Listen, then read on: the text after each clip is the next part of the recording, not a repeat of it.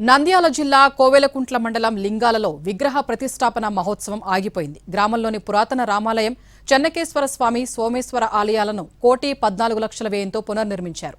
2 ఏళ్ల కింద అక్కడ విగ్రహాల్ని ప్రతిష్ఠించారు. అప్పటి ఎమ్మెల్యే కాటసాని రామిరెడ్డి విగ్రహ ప్రతిష్ఠ మహోత్సవంలో పాల్గొని ఆలయ ప్రారంభోత్సవం చేశారు. అయితే గుడిలో ప్రతిష్ఠించిన విగ్రహాలు ఒకవైపు ఒరిగి ఉండడంతో గ్రామానికి అరిష్టం జరుగుతుందని భావించిన ఊరి పెద్దలు, టీడీపీ నేతలు పాత విగ్రహాల స్థానంలో కొత్తవి పునఃప్రతిష్ఠ చేసేందుకు ఏర్పాట్లు చేశారు. అయితే టీడీపీ, వైసీపీ వర్గీయుల మధ్య రాజకీయ వివాదం చోటు చేసుకోవడంతో అది ఆగిపోయింది.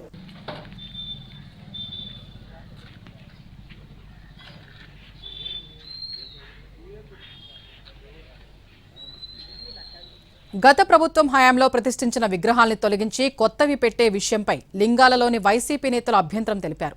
విగ్రహ ప్రతిష్ఠ మహోత్సవాన్ని నిలిపివేయాలంటూ హైకోర్టుకు వెళ్లి స్టే ఆర్డర్ తీసుకునొచ్చి దేవాదాయ శాఖ అధికారులకు అందజేశారు.